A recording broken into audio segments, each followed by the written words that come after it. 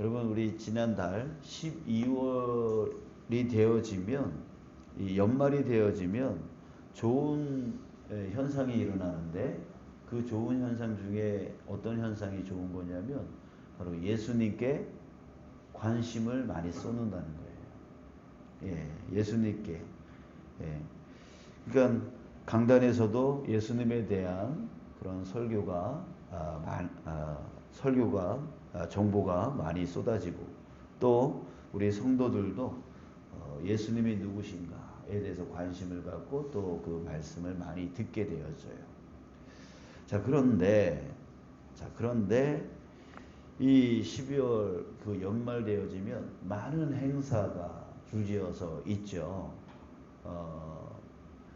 뭐 사무총회도 있고 또 성탄절, 크리스마스도 있고 또 송년주일, 또 송구영신예배, 또 신년주일 뭐 해서 계속 쭉 이어지고 또 이런 것들이 또 소홀히 여길 수 없는 그런 행사들이라서 많은 그 행사로 이제 분주하게 지나가요. 그러다 보니 12월이 되면 예수님에 대해서 많은 정보가 쏟아지고 그 예수님이 누구신가에 대해서 우리가 관심을 갖게 되어지는데 정작 그 예수님이 정말 나와 무슨 상관이 있지? 이것에 대해서 깊이 생각하고 깊이 묵상하는 그런 시간을 갖지 못한다는 거죠. 그래서 예수님에 대해서 많이 듣지만 예수님을 내가 느끼고 또 예수님을 깨닫고 또 예수님을 만나는 그 은혜, 그 기쁨은 누리지를 못하는 것 같아요. 그러다가 12월이 지나가면 이제 사그러지죠. 예수님에 대해서 또 관심이 이제 없어지는. 이것들이 이제 매년 반복되어지는 것 같아요. 반복되어지는 것 같아요. 그런데 어제 이제 오늘 말씀을 묵상하면서 여러분들도 아시겠지만 제가 지금 계속 이거를 보면서 여러분들과 말씀을 나누고 있단 말이에요. 생명의 삶. 그래서 이 생명의 삶이라고 하는 이 묵상집에 안에 있는 그 본문 말씀을 계속 따라가고 있는데 제가 어제 이런 마음이 들었어요. 하나님, 왜 연초에 1월에 왜 마태복음입니까? 이렇게 하나님께 질문을 하게 되었어요. 왜 마태복음 말씀을 이 연초 1월에 주신 거죠? 그랬더니 제 마음속에 이런 음성, 이런 깨달음이 딱 들렸어요. 뭐냐면 예수가 전부이니까. 예수가 전부이니까. 여러분, 예수님은 성탄 때만의 예수님이 아니십니다. 12월에 예수님이 아니세요. 예수님은 1년 365일의 예수님이고 우리 평생의 예수님인 거죠. 예수님을 떠나서는 우리는 온전해질 수가 없는 존재예요.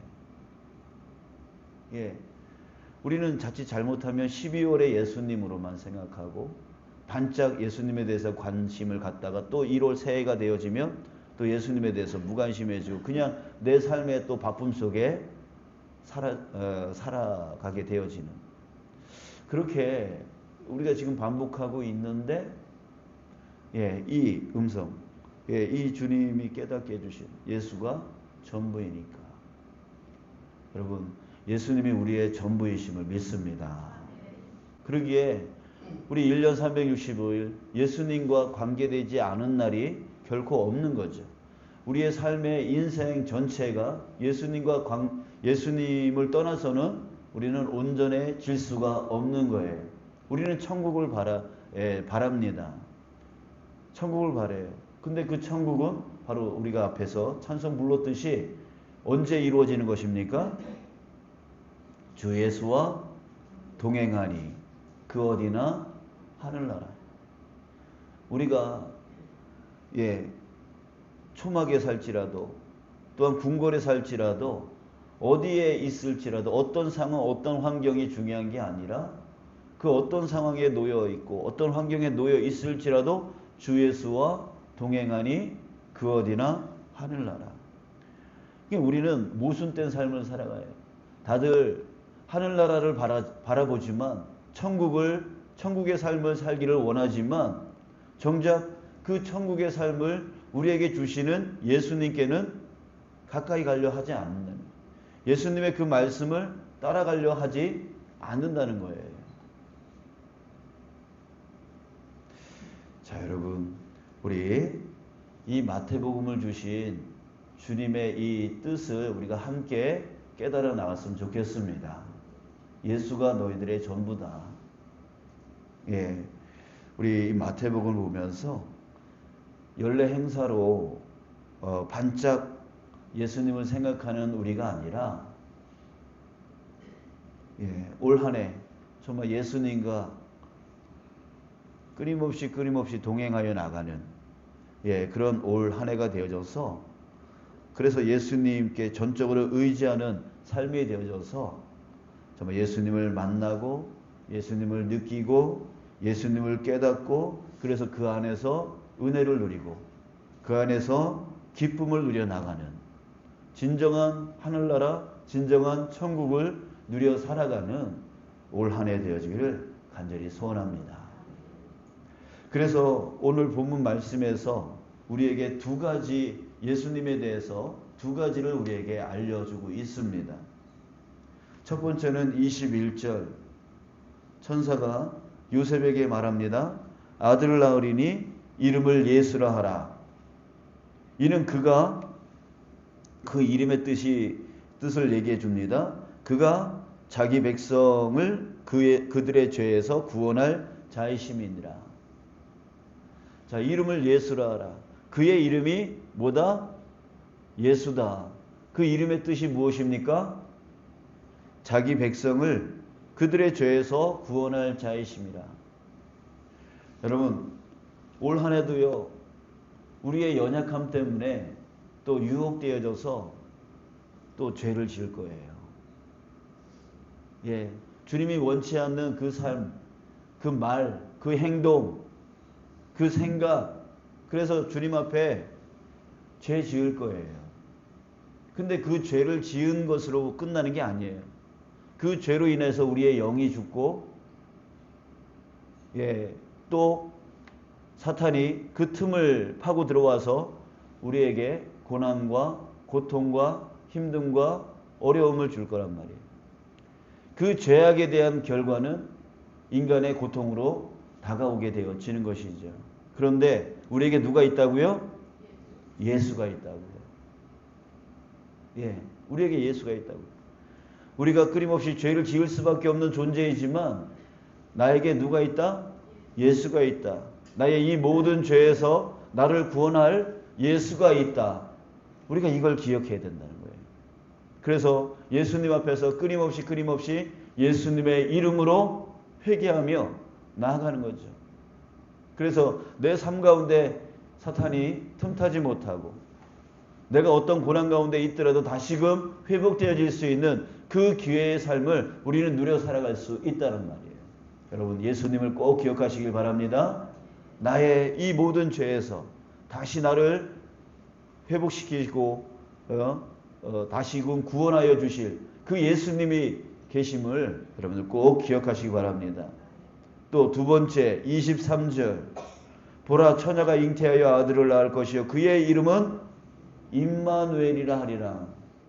또 그 이름의 뜻을 말해주고 있습니다. 이를 번역한즉 하나님이 우리와 함께 계시다 함이라. 임마누엘. 우리가 또 기억해야 될 두 번째는 임마누엘입니다. 임마누엘이 무슨 뜻이라고요? 하나님이 우리와 함께 계시다. 함께 계시다. 하나님이 함께 계시다는 것은 무슨 뜻입니까? 내 모든 소원, 내 모든 어려움, 그 모든 것이 하나님 안에서 이루어질 수 있다는 거예요. 하나님은 여러분들을 사랑하십니다. 하나님은 여러분들에게 어떤 것도 이루어 주실 수 있는 능력이 있으십니다. 그러기에 여러분, 여러분들이 어떤 어려운 가운데 있더라도 또 여러분들이 어떤 소원을 갖고 있더라도 하나님께 우리가 의지하여 나간다면 우리는 그 모든 것을 이루며 살아갈 수 있는 자 되어지는 것이죠. 여러분, 우리는 그런 복을 갖고 있는 사람들이에요. 그러니까 이 두 가지를 잊으시면 안 돼요. 예수, 임마누엘. 이 두 가지를 결코 잊지 아니하는 2026년 되시기 바랍니다.